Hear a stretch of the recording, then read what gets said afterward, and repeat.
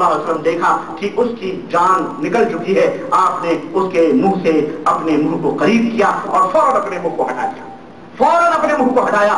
صحابہ کرام سے اللہ کے نبی مخاطب ہوئے اور کہنے لگے کہ میرے صحابہ یہ نہیں پوچھو گے، یہ نہیں پوچھو گے کہ میں نے اس کے منہ سے جب اپنا منہ قریب کیا تو میں نے اپنے منہ کو ہٹا کیوں لیا؟ صحابہ کرام نے کہا اللہ کے نبی آپ زیادہ جانتے ہیں، آپ کا اللہ زیادہ جانتا ہے، لیکن ہم پوچھتے ہیں کیوں ایسا آپ نے کیا؟ تو آپ صلی اللہ علیہ وسلم نے فرمایا کہ میرے صحابہ جب میں نے اس کے منہ سے اپنے منہ کو قریب کیا تو میں نے اس وقت دیکھا کہ جنت کی حوریں اس کے منہ میں آب کوثر ڈال رہی تھی، کیونکہ ابھی تک یہ پیاسا آیا تھا اور پیاسا واپس جا رہا۔ اللہ دیکھیں یہ نعمت لے کے گیا، یہ علم لے کے گیا اور بغیر کسی عمل کے وہ جنت کا حقدار بن بیٹھا۔ ہاں آج ہمارے یہاں جنت حاصل کرنے کے لیے کتنے نسخے بتائے جاتے ہیں؟ بولو، ہر منہ جتنی منہ اتنی بات، اور جتنی منہ اتنی جماعت، اور جتنی منہ اتنے فرقے۔ تم ہمارے فرقے میں آ جاؤ، وہ اس کے فرقے میں چلا جاؤ، اس کی جماعت میں چلا جاؤ، اس میں چلا جاؤ، اس میں جنتی۔ اللہ کے نبی نے فرمایا افترقت الیہود علی 72 فرقہ، یہودی 72 فرقوں میں بٹے، وافترقت النصارى، یہودی 71 فرقوں میں بٹے، اور نصارہ 72 فرقوں میں بٹیں گے۔ وستفترق امتی علی 73 فرقہ، اور میری امت 73 فرقوں میں بٹے گی۔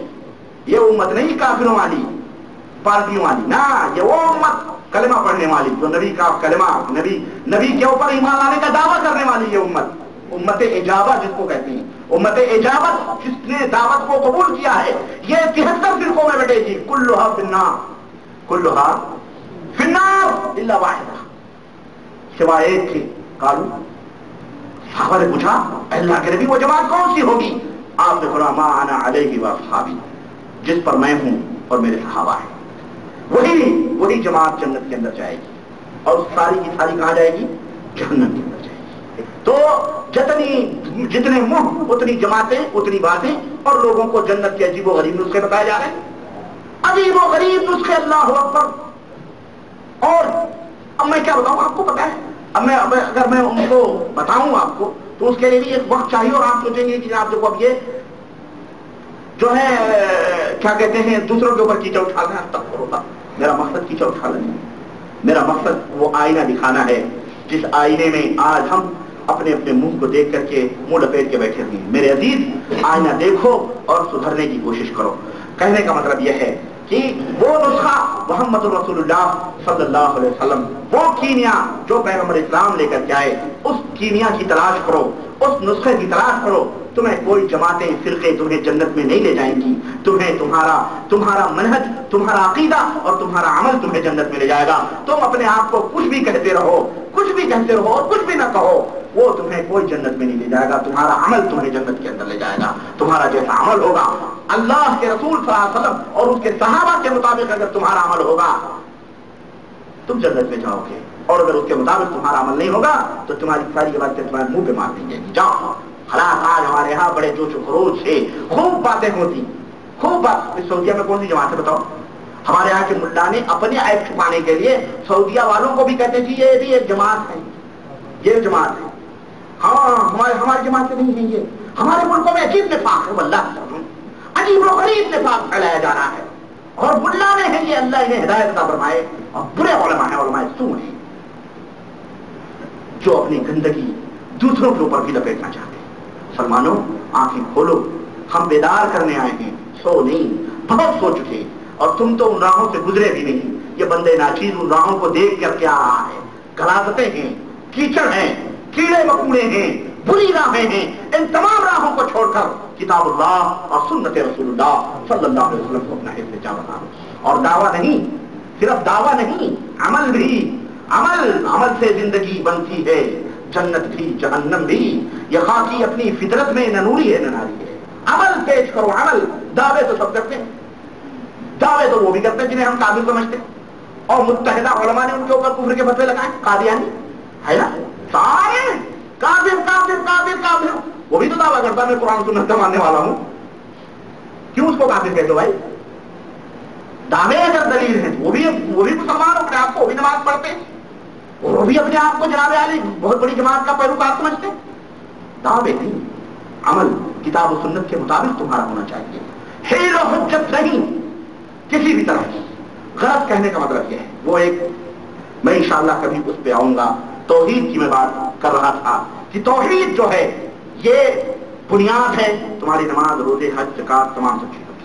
تمہیں نماز کی تعلیم دینے والے بہت ملیں گے، یہ بھی میں آپ کو بتاؤں، یہ حقیقت بڑی کڑوی حقیقت ہے.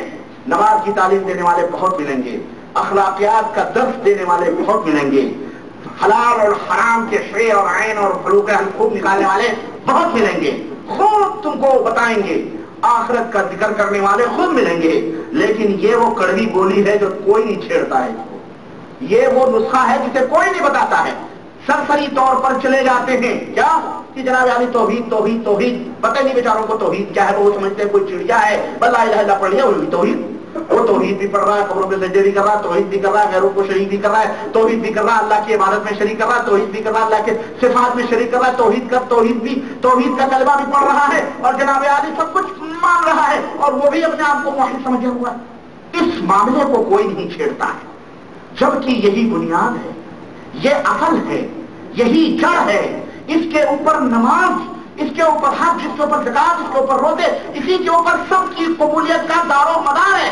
اور اسے کوئی نہیں بتاتا. کیوں معلوم ہے؟ اس لیے کہ اگر وہ اس کو چھیڑیں گے تو اختلاف پیدا ہوگا، لوگوں کی انگلیاں اٹھیں گے، تو لوگ ہماری جماعت سے بولو کٹ جائیں گے، ہم کو روٹی نہیں دیں گے، مرغے نہیں کھائیں گے، دشمنی ہوگی، کہیں گے یہ بھی ہو گیا وہاں بھی، مر گیا مردود نفادیا ندرود، یہ بھی ہو گیا وہی. اس لیے اس کو نہیں چھیڑتے. ہماری جماعت کٹے گی، اختلاف پیدا ہوگا. کہ ہمیں دنیا کا اختلاف ہی کوئی اختلاف ہے؟ دنیا کا اختلاف کوئی اختلاف نہیں. ہر اختلاف تو یوم قیامت کو ہوگا جب اللہ کہے گا تو جنت میں، تو جہنم میں. اور حضرت آدم کو حکم دے گا، حضرت آدم کو حکم دے گا اللہ تبارک تعالیٰ کہ 99 میں سے ایک جنت میں جائے گا اور 99 جہنم میں جائیں گے. میرے عزیز اس دن سے ڈرو، اس آخرت کے دن سے ڈرو جب اللہ کے سامنے تم کھڑے ہوگے. وہاں جب تم اپنے رجسٹر تمہارے ہاتھوں میں دیے جائیں گے اور کہا جائے گا خود پڑھ اور خود ہی اپنا حساب و کتاب کر لے. اس دن اگر تمہارے دامن توحید سے خالی ہوں گے تو یاد رکھو نمازوں، روزوں، حجوں، زکاتوں، اخلاق اور یہ وہ گٹرے لے کے آؤ گے. اللہ کہے گا فجعلناہ ہباء منثورا، ریت کے ذروں کے برابر اس کو اڑا دو. ہمارے یہاں اس کی کوئی اہمیت اور اس کی کوئی قدر. ہم وہ دعوت آپ کو دے رہے ہیں. یہ پہلا انجیکشن ہے، یہ پولیو کا انجیکشن ہے. کس کا؟ پہلا، تاکہ تمہارے ایمان میں وہ کیڑے نہ لگیں جو کیڑے آج اس بیچاری بھولی بھالی نبی کی امت کے اوپر، اور جس کا خدشہ پیغمبر اسلام نے ظاہر کیا تھا، وہ علماء بدسور، علماء بد نے اور برے علماء نے لگایا ہوا ہے اپنے اس جہنم کو بھرنے کے.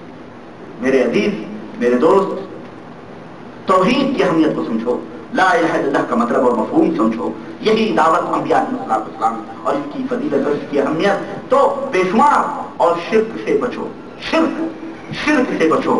شرک ایک ایسا مرض ہے، شرک ایک ایسا کینسر ہے جو دلوں کے اندر جب پیدا ہوتا ہے تو پھر سارے کے سارے اعمال کو ضائع اور برباد کر دیتا ہے.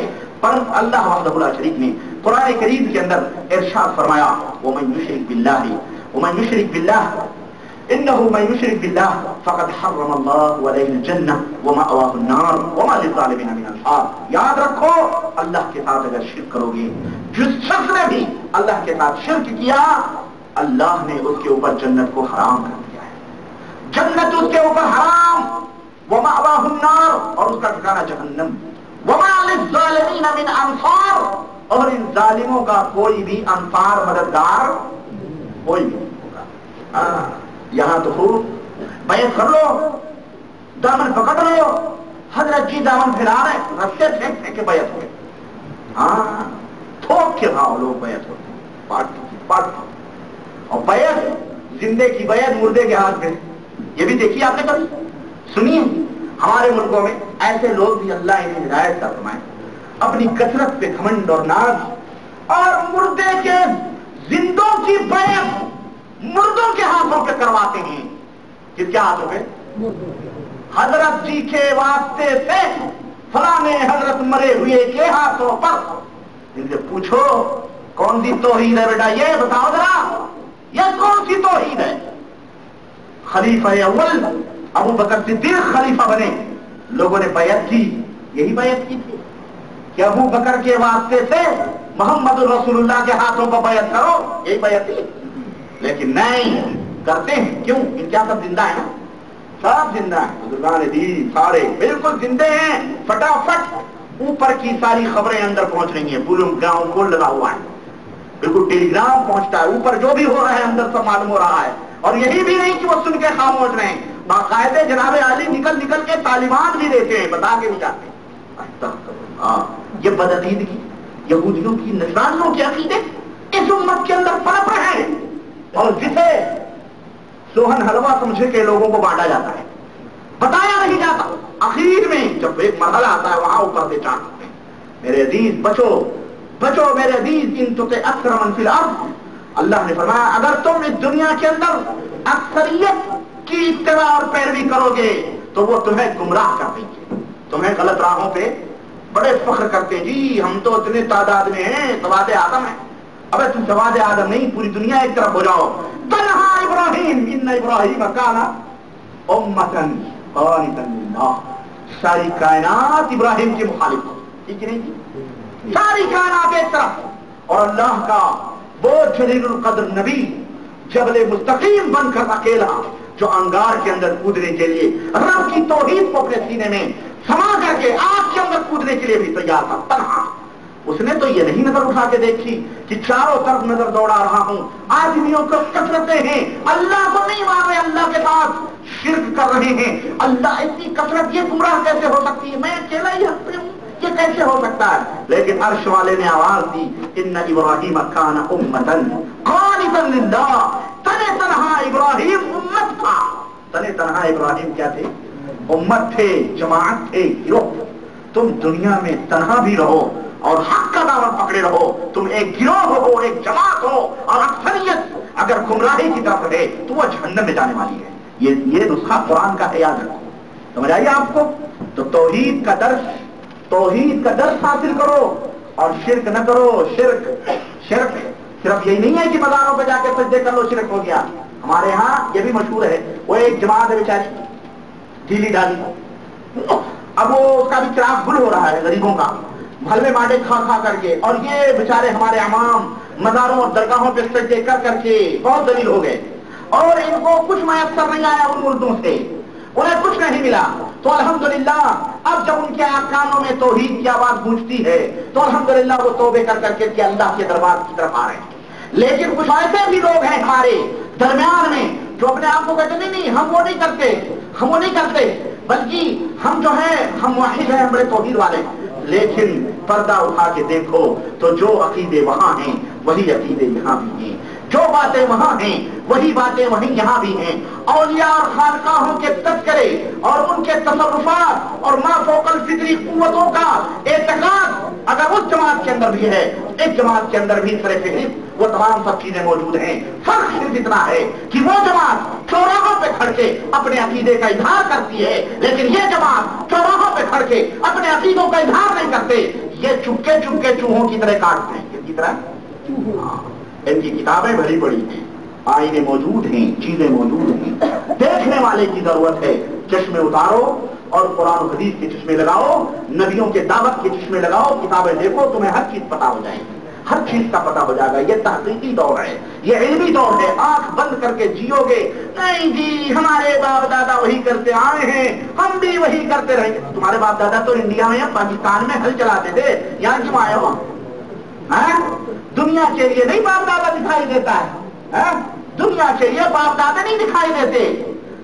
باپ دادے اے سی میں نہیں ہمارے بیٹھے، ہمیں یقین ہے ہمیں ہمارے باپ داداؤں کو اے سی نہیں نصیب ہوئی، اللہ رحم اللہ ہو سکتا بھائی کوئی ہو کہ بھائی تو وہ ایک کی بات ہوگی. لیکن اکثریت ان بیچاروں کو پنکھے بھی نصیب نہیں ہوئے، لکڑی کے پنکھے چلا جھلتے جھلتے اس دنیا سے کوچ کر گئے، وہ چلے گئے، اللہ انہیں جنت عطا فرمائے، آمین. سمجھے؟ ان کو بیچاروں کو تو نصیب نہ ہوئی. تو کیوں آئے اے سی کے اندر بیٹھنے؟ تو کیوں پلین میں سفر کر رہا ہے بھائی؟ تیرے باپ دادے نہیں سفر کیا تو میٹھا میٹھا کپ کڑوا کڑوا تھو. دین کے لیے تو جناب عالی سب کچھ چاہے اور دنیا کے لیے نہیں باپ دادے. باپ دادے میرے عزیزوں، میرے دوستوں، یہ جہالت اور جاہلیت ہے۔ اللہ وحدہ لا شریک نے اپنے نبی کے ذریعے کہا، یہ لوگ کہتے ہیں کہ قد وجدنا علیہ آباءنا، ہم نے اپنے باپ داداؤں کو اسی پر پایا ہے، ان سے